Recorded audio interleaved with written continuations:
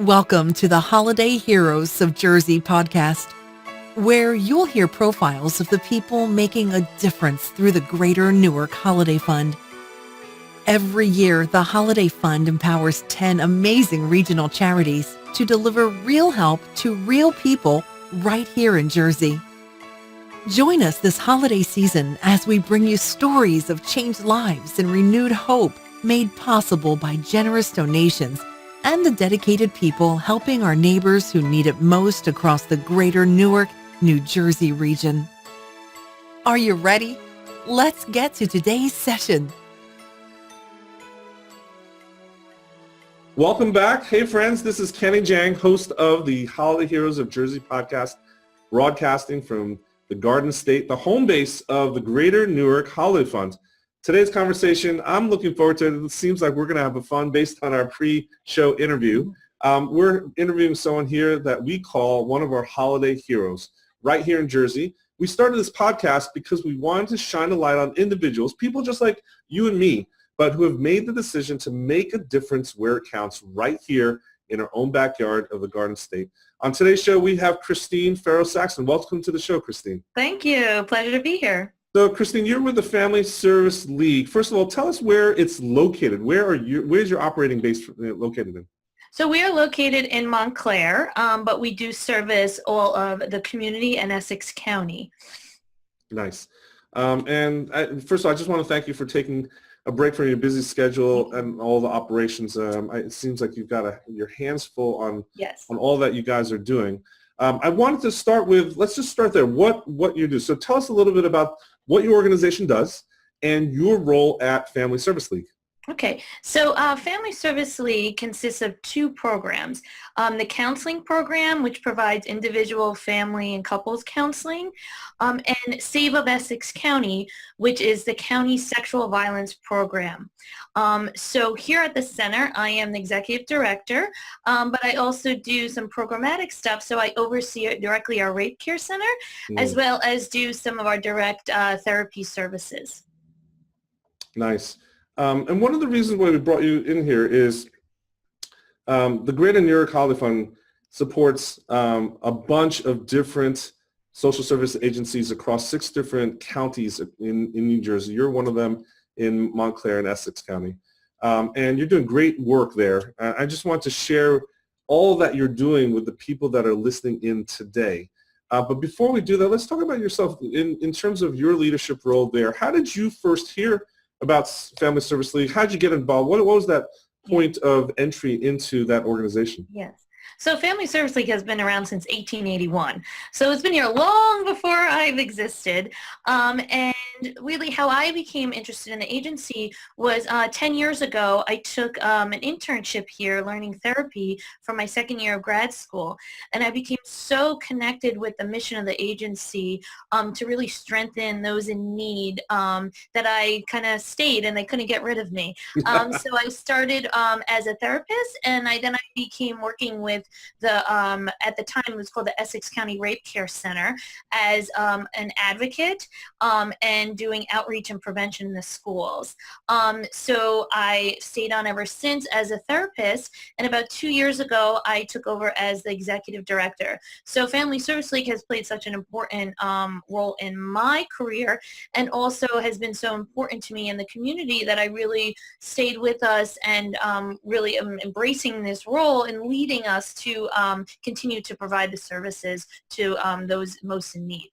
So good, so good. Yeah. So you work with an amazing team there, and they do so much hands-on work. Do you have an uplifting story or something you can share with us about your staff or volunteers to help our listeners get a better understanding of what you actually do? Because a lot of people don't have insight into what it is for support for a rape and sexual violence and some of the other topics that you guys actually get in and do the heavy lifting for. Yes, so our confidential sexual violence advocates primarily are volunteer, and we are part of Essex County's sexual assault response team. So when someone is assaulted, day, night, holidays, weekends, we go with them through the evidence collection process. Mm, So we go to the local hospitals and we sit there with them you meet them there. through evidence collection, provide them with support, provide them with a care package because the police take their clothing as evidence. And often the person who's been assaulted hasn't ate anything, they haven't drank anything. So we bring this care package to them so that once the exam is over, we can provide them with some comfort, in addition to the emotional support that we do provide. Wow. So that we rely on our advocates, and we go out this weekend on a holiday weekend. Unfortunately, we did have many cases. Our advocates go out 2, 3 in the morning, and we're there through the whole process. So we're there from the start to the finish, and then they could come back to our office to meet with one of our therapists for long-term counseling. Now you mentioned many of these are actually volunteers with your Correct. program. Yes. So in order to be a volunteer with us, you have to take the 40-hour confidential sexual violence training. And then our volunteers undergo a lot of advanced kind of training after that, because it really takes a unique person to be able to do this type of work. It is not easy. So our volunteers are, like we call them, our angels that go out to the community and really help people in their most vulnerable moments. Nice. And again, they're on call basically 24 hours a day, right? Because Correct. this is not something you schedule, No. and you need to be in response mode.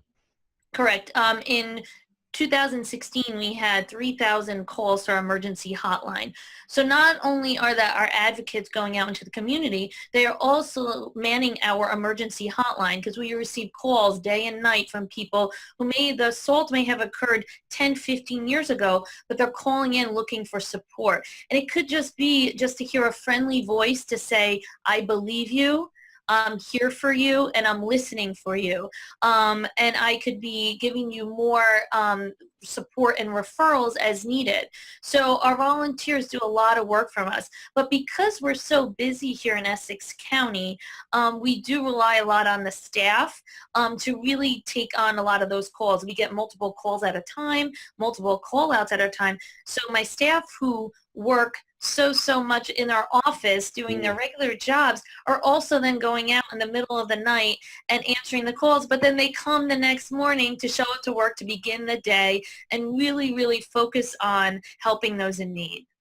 Now, staff in that call center, the telephone line, or going out as an advocate in person, are those the only two types of volunteer roles do you have, or are there others, even maybe lower hanging fruit for some people that might want to take some baby steps in getting involved with Family Service League? So to get involved, we really look for some people to be kind of our care package ambassadors, where we really look for people to different groups to put together these care packages for us, and that's a very easy way of getting involved, because we need new. We have to use new because it's a hospital setting, so we need new sweatpants, new T-shirts, new underwear, toiletries, snacks. So we do look for the community to even put together these packages, and they bring it to us, and that makes a world of difference for the people that we provide that to. The response we get from somebody after that has occurred to them in the hospital, when we are able just to provide them with a granola bar or a water or just a warm sweatshirt to put on, it makes the world of difference. So it's really great for the community to get involved in helping us put together those packages.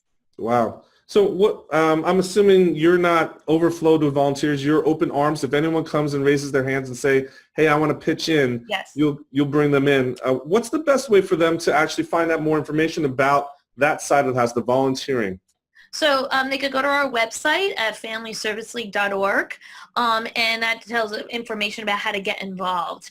Also, they could send us an email at info@familyserviceleague.org, and we'll be able to, respond right away and let them know, hey, we're here, we need your help, we need your support, because we really want to make this moment a movement, the moment around talking about sexual violence and really having the awareness out there. We want to turn this into a movement so that we could help people in need, but also focus on the more important things of the prevention work and the prevention side of the work we do, which is a key component to our program as well, is doing prevention education, going into schools, going into colleges to focus on helping reduce the likelihood of victimization later in life. So that's really one of our focuses too, is on prevention.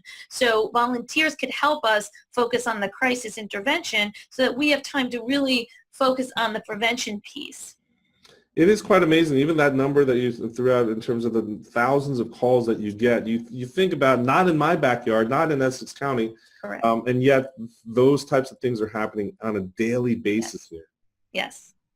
So we're asking everyone that we've brought onto the program so far, if you had a magic wand, could you share one personal holiday wish for your program? What would you love to see happen this next year in 2018 with Family Service League?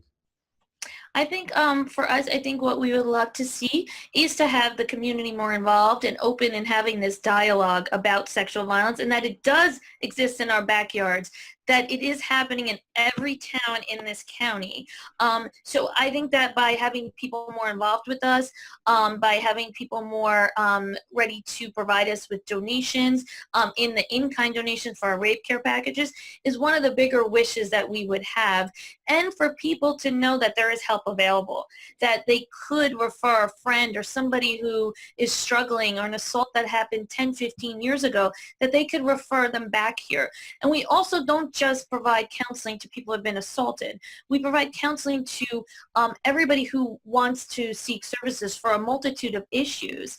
And we don't turn anyone away because they can't pay for treatment.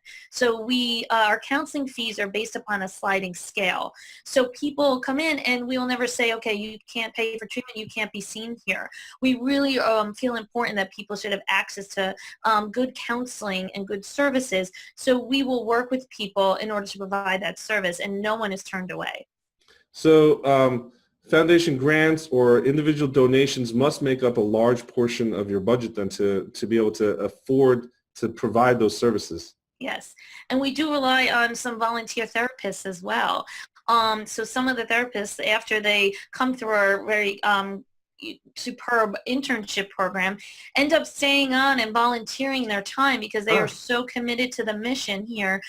So we do rely on a lot of volunteer therapy by professional therapists who come back and volunteer their time to see clients here without pay. That's so amazing. it's really a great place, and people really find that the work we're doing is so important that they're willing to give up a lot for themselves to make sure that we continue to exist here. I think that says a lot about the quality of service and care that you guys are providing. Yes. Well, this is the time of year. There's so many good charities that are coming out of the woodwork, Giving Tuesday right to the end of the year in December, especially during the holiday season. After hearing some of your stories, there's definitely listeners here today, I guarantee it, that are now able to consider donating to the Greater Newark Holiday Fund and supporting your organization. What would you say to that person who's listening in and leaning forward now in their chair, or a little bit curious, or on the fence about making a donation today? How would you encourage them to do that today? I would encourage them to think about our most vulnerable populations who often don't have a voice. And people who've been assaulted and violated, they often don't have that voice. So I appeal to the people to consider making a donation so that we could help them develop that voice again. And because this type of trauma impacts every aspect of their life. Look, we believe that it's people like you right here in our own backyard who are being bold enough to make a decision to dedicate your own vocation, right? Your whole entire work life is dedicated to this type of work, Yes. and that really makes you one of our own holiday heroes. Over the last year, what do you think, reflecting back at Family Service League, what would you say would be like your best day ever working at your organization? I think the best day we've had is when we receive feedback from clients, and we have a staff meeting every Monday where the staff come in and talk about the challenges, the calls over the weekend. But when we had some of those, the staff share some stories where in the hospital room when somebody just leaned over and said, I couldn't do this without you being here. Or when our counseling clients write us these nice cards and letters saying that this place is what's changed their life and kept them alive. So there's not just one moment. It's really those small moments that keep us going, because this work is very difficult. The staff here there's the pay. You're not in this for high pay. You're not in this for weekends off. You're not in this for evenings off. They're really in it to cherish those small moments, to know that we made a difference in that person's life. And that's really what brings us here every week. And being with the staff and hearing these stories and being so, proud of the work that they do is really what keeps us going and is moments throughout the year. So it's really hard to pinpoint that one particular moment. Well, Christine, thank you so much for sacrificing your time and talents, and the rest of your team as well. We really do think that it's heroes like you that make a difference where it counts. If someone wanted to reach out to you after hearing your story today, what's the best way for them to connect or learn more about what you do or the organization itself? So our website is a great resource. It's FamilyServiceLeague.org. We are on Facebook, Family Service League / Save of Essex County, as well as just a general email, info@FamilyServiceLeague.org, or our office, we could be reached at 973-746-0800. And you could call to make an appointment or call for more information, because I do hope that those are listening too. If they are experiencing some of their own difficulties, please call us and we could try to provide help for you. Gotcha. And just one more time, that number for the hotline, or if someone has... Yeah, so the number for the hotline is 1-877-733-2273. Perfect. Okay. Well, thank you again for coming on the show today. And thank you for all of our listeners for taking the time to hear our conversation with today's Holiday Hero. I invite you to learn a little bit more about the Greater Newark Holiday Fund at 2017.holidayfund.org and the whole portfolio of social service agencies joining Family Service League that we are supporting this year. Remember, when you donate, you're making a difference where it counts. Till next time, I'm Kenny Jang, host of the podcast. Be good and be generous this holiday season. Thank you. If you enjoyed today's session, please help us share the work of the Greater Newark Holiday Fund with friends and family who can make a difference in northern New Jersey. You can do that by leaving a review on iTunes or by sharing our website 2017.holidayfund.org with your network. We believe that those who practice generosity during this critical time of year are our very own hometown holiday heroes. Let your generosity make a difference where it counts. The Greater Newark Holiday Fund is a giving partner you can believe in, trusted by more than 20 corporate and foundation grants, and thousands of individual donors just like you. And don't forget to join us every week, right here, for the next installment of the Hometown Heroes of Jersey podcast.